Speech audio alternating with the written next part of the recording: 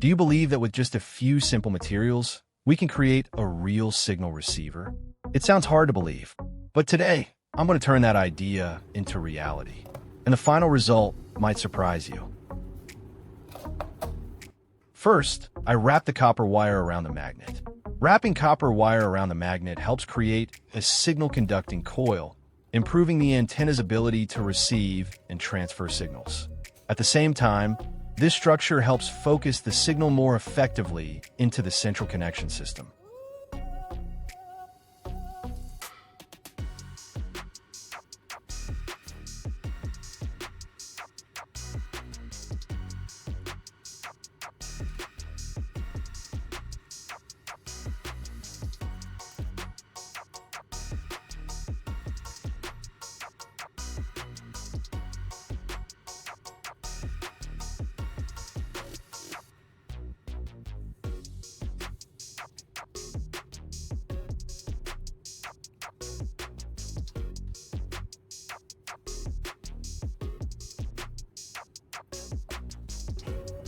Next, I repeat the same process with the second magnet to create the second receiving unit for the antenna system.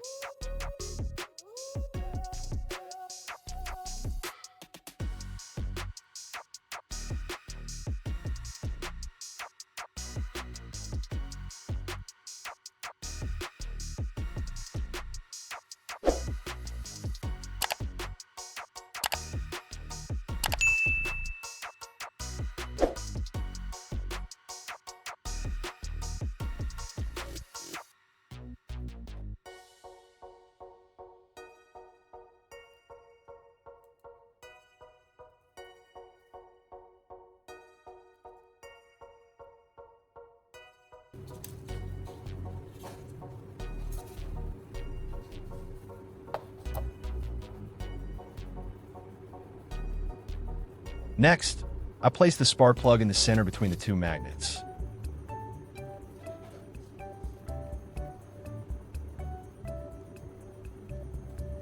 Then, I apply hot glue around it to hold the spark plug firmly in place, making the whole structure more stable. This spark plug will act as the central signal connection point of the antenna.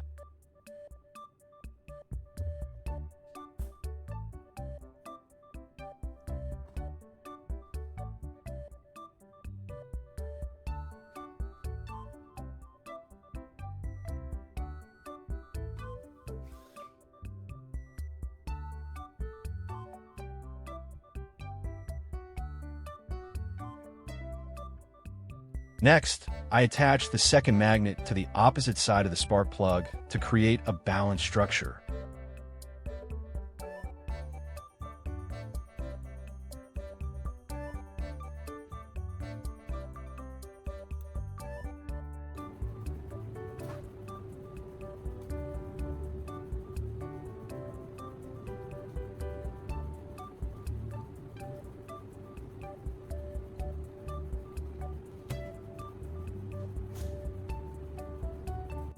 After that, I wrap the extra copper wire from the first magnet around one side of the spark plug.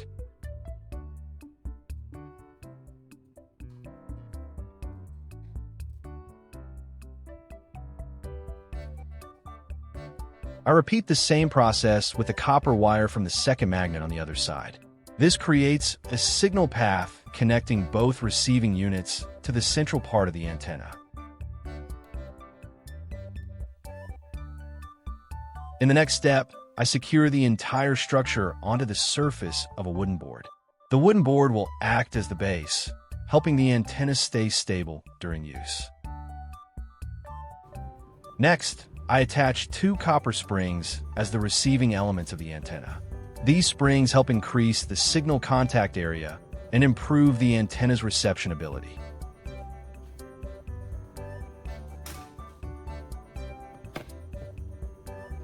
I prepare two electrical wires to act as the signal wires for the antenna system. First, I strip the ends of the wires to expose the copper cores, preparing them for the next connection step.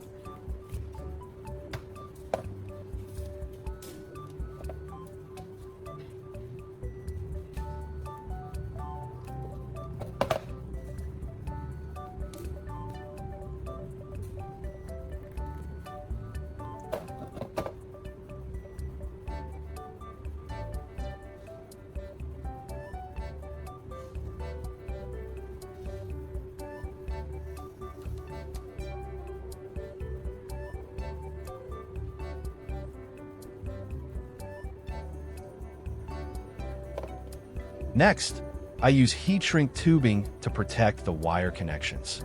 The heat shrink tubing helps insulate the joints, makes them more secure, and reduces the risk of short circuits during use. After that, I twist the red wire onto one end of the spark plug to create the signal connection.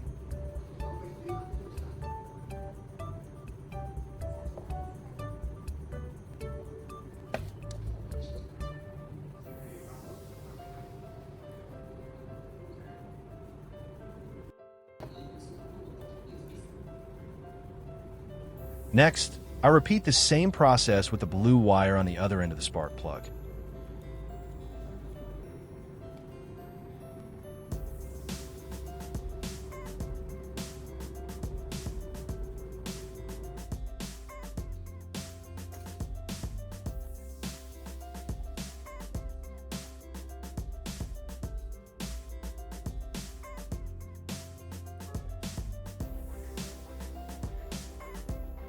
Once the connections are complete, I use a lighter to heat the tubing so it shrinks tightly around the joints. This step provides better protection and improves the durability of the wiring system.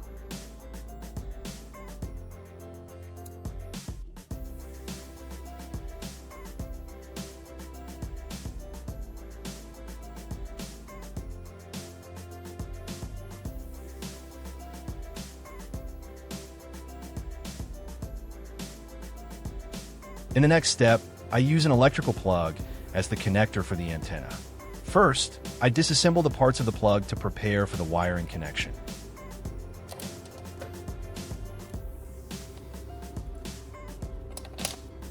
Next, I connect the two antenna wires to the two metal terminals inside the plug.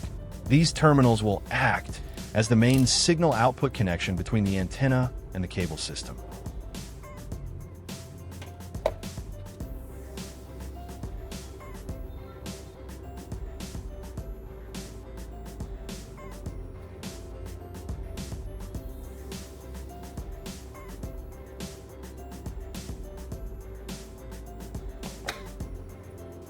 After completing the wiring, I reassemble all the parts of the plug back into their original positions.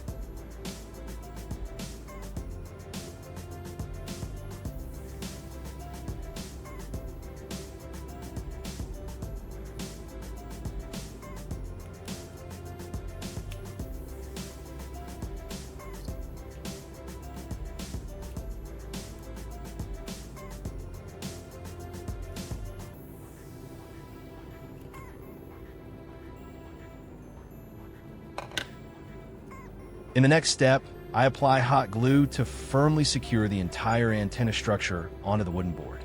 This helps keep the antenna structure stronger and more stable during use.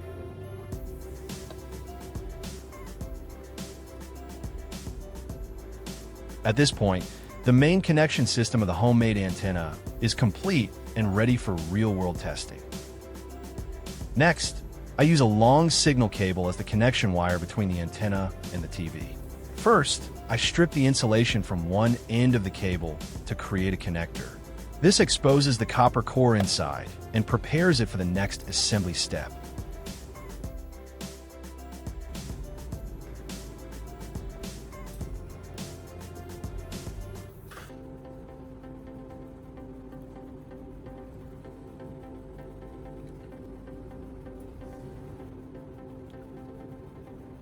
After that, I connect this into a TV connector jack. This connector allows the cable to plug directly into the TV signal port.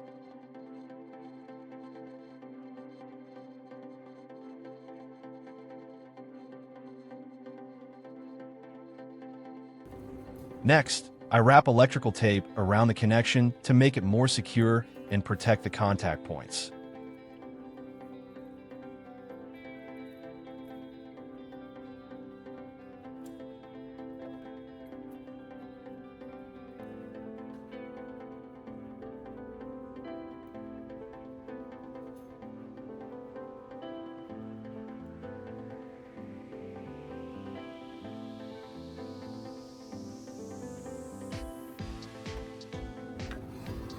For the other end of the signal cable, I create another connector in the same way.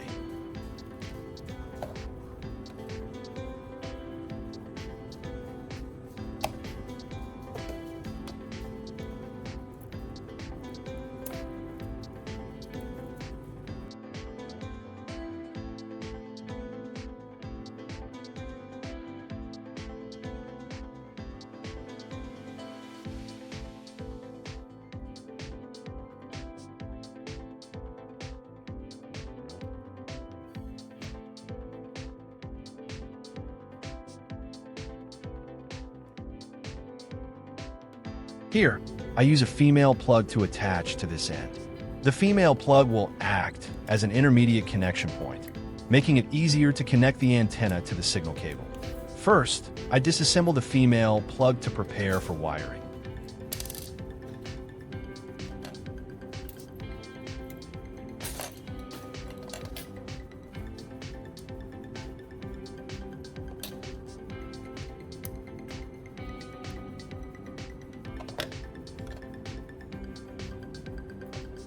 Then, I connect the signal cable to the two metal terminals inside the female plug.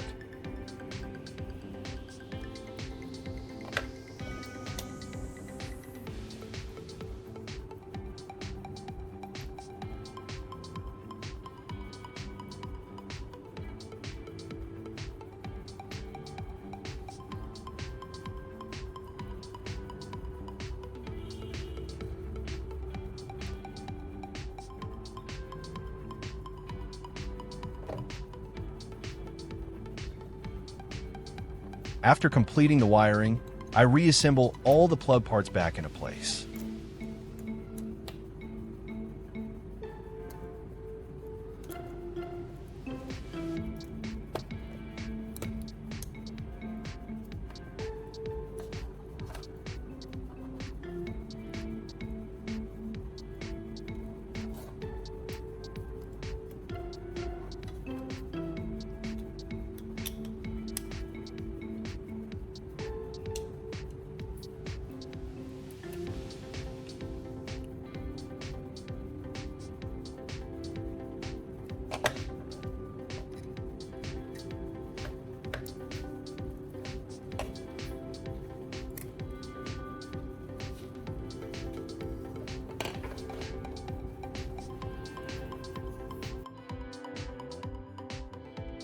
Finally, I plug the antenna connector into the female plug of the signal cable to complete the entire system. At this point, the full connection system between the antenna and the TV is complete and ready for real-world testing. First, I'll switch to a TV channel to check the signal reception without connecting the antenna. As you can see, without the antenna connected, the TV only displays the message "no signal." Next, I'll connect the DIY antenna to the signal input on the back of the TV for the actual test. And here is the result. Almost immediately after connecting the antenna, the TV channels begin to appear. The picture is clear, the colors remain stable, and there are no continuous signal interruptions.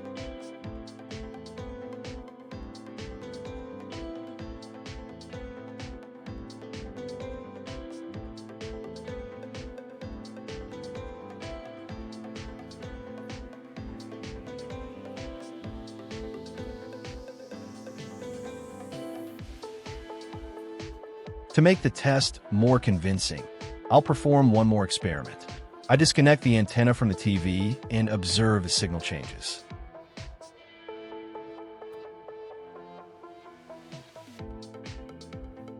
As soon as the antenna is unplugged, the screen instantly returns to the no signal message. All channels disappear, confirming that the signal truly came from this homemade antenna. Now, I'll reconnect the antenna once again.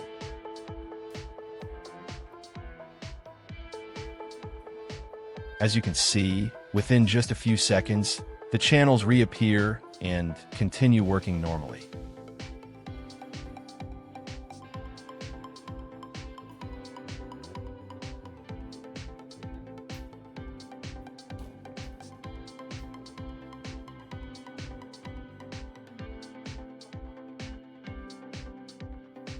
And as you can see, this DIY project has worked successfully. Using only old components that seemed useless, we were still able to create something practical and functional. It shows that with a little creativity and patience, discarded items can still have a second life. If you enjoyed this project or found it useful, don't forget to like and subscribe to support the channel. That support motivates me to continue creating more creative DIY projects in the future. Thank you for watching. See you in the next video.